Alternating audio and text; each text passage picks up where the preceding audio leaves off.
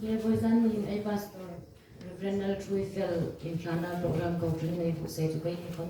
kan thei ang in hi ama changpul big ding in China big ding in pathin la hai kan in chu ka voisan ni hin ama ding kan in han ding ania chu ru chun ama khom mi hong sok pe sin la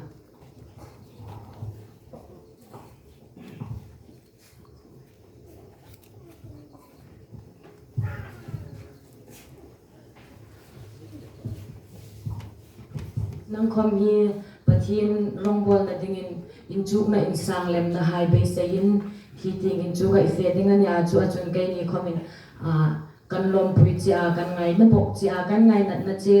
en tir na dingin le hi di sak na dei ri he musit le thon te ni sin la khom pathin nga milam pe dingin kanin han che